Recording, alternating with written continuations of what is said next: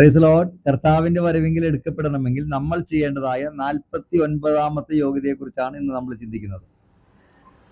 അതിനാധാരമായി വെളിപ്പാട് പുസ്തകം 2-ാം അധ്യായം 26-27 വാക്യങ്ങൾ.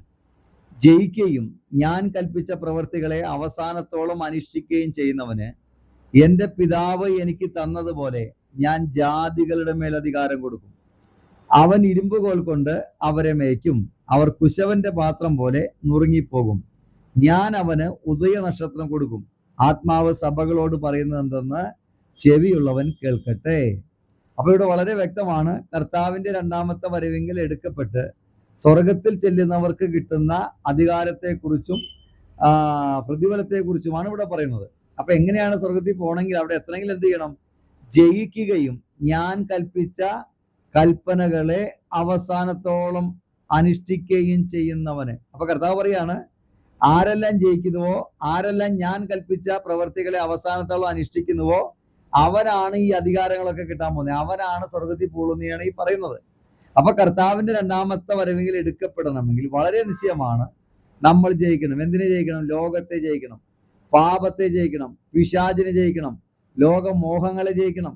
ഇതിനെയൊക്കെ ജയിച്ച് ജയം കൊണ്ട് നിൽക്കുന്നവർക്ക് മാത്രമേ കർത്താവിന്റെ 2ാമത്തെ വരവെങ്കിൽ എടുക്കപ്പെടാൻ കഴിയുള്ളൂ. ജഡത്തെ ജയിക്കണം, ജഡത്തിന്റെ പ്രവർത്തികളെ ഉപേക്ഷിക്കണം. അനേക കാര്യങ്ങൾ ബൈബിൾ പറയുന്നുണ്ട്. ആമേൻ. രക്ഷിക്കപ്പെട്ട് സ്നാനപ്പെട്ടാൽ മാത്രം പോരാ. ഈ കർത്താവിന്റെ കൽപ്പനകളൊക്കെ ജയിച്ച് ലോകത്തെയും പാപത്തെയും ജയിച്ച് നിൽക്കുന്നവന് മാത്രമേ കർത്താവിന്റെ 2ാമത്തെ വരവെങ്കിൽ എടുക്കപ്പെടാൻ കഴിയുകയുള്ളൂ എന്ന് വചനം കൃത്യമായിട്ട് പറയുകയാണ്.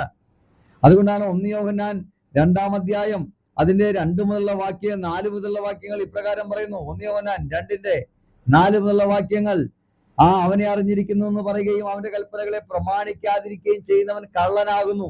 ഇവിടെ കൽപ്പനകളെ പ്രമാണിക്കുന്നവർക്കാണ് സ്വർഗത്തിൽ പോകാൻ കഴിയുള്ളൂ എന്ന് പറയുന്നു. അപ്പൊ കൽപ്പനകളെ പ്രമാണിക്കാതിരിക്കുന്നവർക്ക് അവൻ കള്ളനാണെന്ന് പറയുന്നു. സത്യം അവനിലില്ല. എന്നാൽ ആരെങ്കിലും അവന്റെ വചനം പ്രമാണിക്കുന്നുവെങ്കിൽ അവനിൽ ദൈവസ്നേഹം വാസ്തവമായിട്ട് തെളിഞ്ഞിരിക്കുന്നു എന്ന് ഇതിനാൽ നമുക്കറിയാം. അവനിൽ വസിക്കുന്നു എന്ന് പറയുന്നവൻ അവൻ നടന്നതുപോലെ നടക്കേണ്ടതാകുന്നു. അപ്പൊ എങ്ങനെയാണ് ലോകത്തെ ജയിക്കുന്നത്? ക്രിസ്തു നടന്നതുപോലെ നടക്കുമ്പോൾ മാത്രമേ അവന് ലോകത്തെ ജയിക്കാൻ കഴിയുകയുള്ളൂ. അതുകൊണ്ടാണ് ഇതിന് 1 യോഹന്നാൻ 2-ന്റെ-15 പറയുന്നു, ലോകത്തെയും ലോകത്തിലുള്ളതിനെയും സ്നേഹിക്കരുത്. ഇത് കൽപ്പനയാണ്. ഒരു ദൈവവൈദ്യൻ ലോകത്തെ സ്നേഹിക്കാൻ പാടില്ല, ലോക ഇമ്പങ്ങൾക്കൊത്തോണം പോകാൻ പാടില്ല. ഒരുവൻ ലോകത്തെ സ്നേഹിക്കുന്നുവെങ്കിൽ അവനിൽ പിതാവിന്റെ സ്നേഹമില്ല. കണ്ടോ, ജഡമോഹം, കൺമോഹം, ജീവനത്തിന്റെ പ്രതാപം, ഇങ്ങനെ ലോകത്തിലുള്ളതെല്ലാം പിതാവിൽ നിന്നല്ല ലോകത്തിൽ നിന്നത്രയാകുന്നു. ലോകം അതിന്റെ മോഹവും ഒഴിഞ്ഞു പോകുന്നു, ദൈവേഷ്ടം ചെയ്യുന്നവൻ എന്നേക്കും ഇരിക്കുന്നു. അങ്ങനെയെങ്കിൽ ആ ലോകത്തെയും പാപത്തെയും ജയിച്ചാൽ മാത്രമേ